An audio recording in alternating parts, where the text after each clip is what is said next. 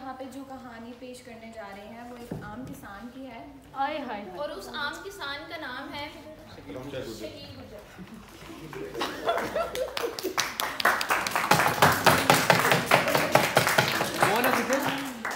इस तरह के और बहुत से आम किसान होते हैं जो सैलाब की जद में आ जाते हैं और उनके पूरे कारोबार तबाह हो जाते हैं और उनकी ज़िंदगियाँ ख़त्म होने पर आ जाती हैं। उनके पूरे ख़ानदान को मुश्किलात का सामना करना पड़ता है। उनके पूरे कारोबार सैलाब की जद में आकर बह जाते हैं। और इस तरह के किसानों की मुश्किलात को, उनकी ज़िंदगियों को किस तरह से तबाहकारियों का शिकार हुए हैं, वो लाइमलाइट में नहीं आती हैं, वो हाईलाइट नहीं होती हैं, तो लोगों को पता नहीं चलता है कि वो सैलाब की जद में आए हैं, उनके क्या क्या नुकसान हुए हैं, क्योंकि वो आम लोगों तक, हम लोगों तक वो कहानी उसकी पहुँचती नहीं है। तो आज हम उसी आम किसान की ज़िंदगी से मुतल्लिक, जैसे कि आपको शकील गुज्जर का बताया, तो हम एक आम किसान की ज़िंदगी में क्या क्या मुश्किलात आती हैं सैलाब की वजह से, वो आपको एक कहानी की सूरत में दिखाएंगे। Thank you. एक बाजू कट गया है तो क्या हुआ, दूसरा बाजू तो है। कुदरत जो थी वो फिर सितमजरीफी पे उतर कुदरत जो थी वो फिर सितमजरीफी पे उतर आई। शकील गुज्जर बादलों को देखता है तो एक दफा वो खुदा से शिकवा करता है, ऐ खुदा तूने मेरा एक बाजू ले लिया, अब दूसरा क्यों ले? Cinematic show. शकील गुज्जर के जो बड़े बड़े ख्वाब होते हैं कि मैं क्रॉप को काश्त करूंगा, अपने लिए अच्छा घर बनाऊंगा, अपने बच्चों का पेट पालूंगा, अपने बच्चों को मुख्तलिफ तरह के तोहफे दूंगा, अपनी बीवी के लिए एक ऐसा गिफ्ट लेके आऊंगा कि वो हैरान हो जाएगी, उसने हैरान हो जाएगी। शकील गुज्जर के तमाम इरादे मिट्टी में कि ये यहाँ पे सिर्फ शकील गुज्जर क्लाइमेट चेंज की वजह से मुतासर नहीं हुआ। शकील गुज्जर के साथ हज़ारों ख़ानदान ऐसे थे, हज़ारों लोग ऐसे थे जिसकी जो क्लाइमेट चेंज की वजह से मुतासर हुए।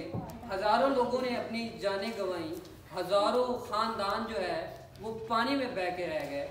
शकील गुज्जर की फसलें तो गई, चिक्स भी गए, उसने जो भैंसें पाली थी वो भी गई, शकील गुज्जर का घर भी गया। अब शकील गुज्जर क्या करेगा?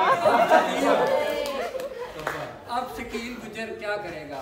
शकील गुज्जर ने अपने बच्चों को, अपनी बीवी को पानी में बहते हुए देख लिया।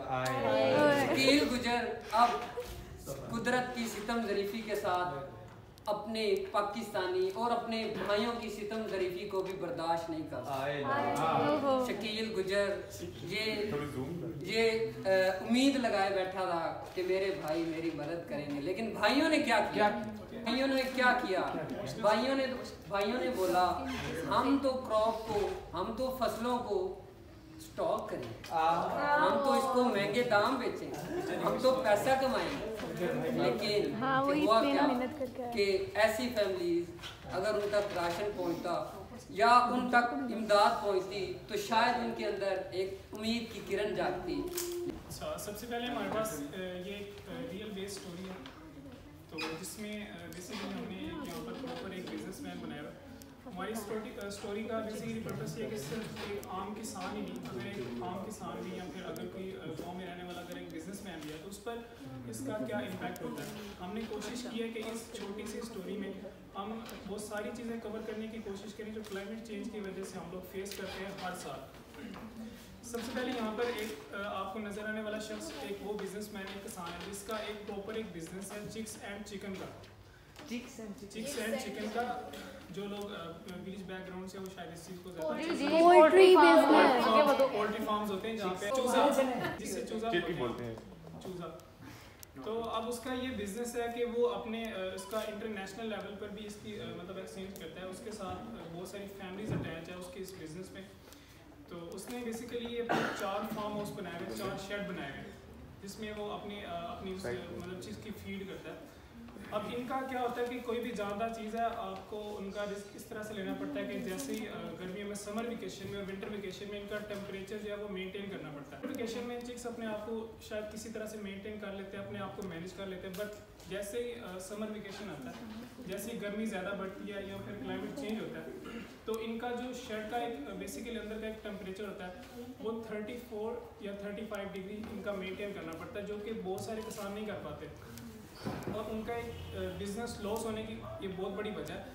इनके बारे में ये कहा जाता है कि इनको ज़्यादा गर्मी की वजह से एक ऐसी बीमारी लगती है जिसका नाम है एंडी बीमारी, और ये सारे जितने भी चूज़े हैं वो मर जाते हैं।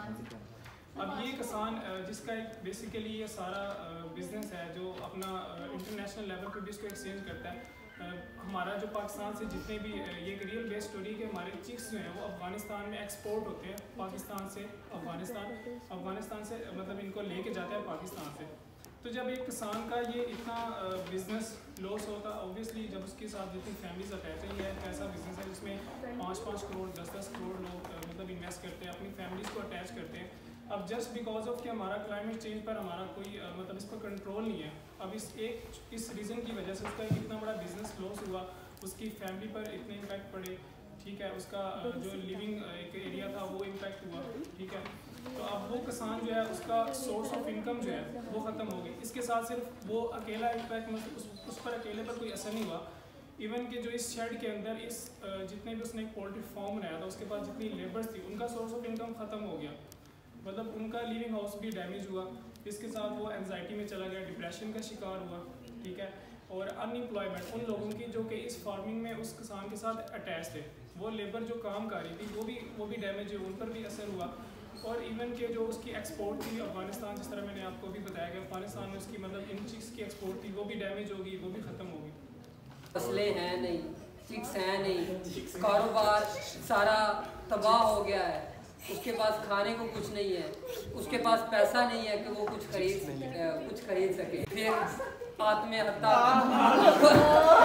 मर गया, खत्म, हत्या क्या लें या खुदकशी का सोचता है, आत्महत्या। एक ऐसा शख्स जिसका अज़म पहाड़ से भी बुलंद था, पहाड़ से भी मजबूत था, वो उसके साथ इतना कुछ हुआ तो उसका अज़म भी रेजा रेजा हो गया। और हुआ कुछ ऐसा कि शकील गुजर अपने ही फंदे से अपनी जान को कमा देता है। लोगों की सितम ज़रीफ़ी, कुदरत की सितम ज़रीफ़ी को ताब ना लाते हुए मेरा रोल ले रहे हैं और उसने इतना सोना तो दिखा ही नहीं चल रहा।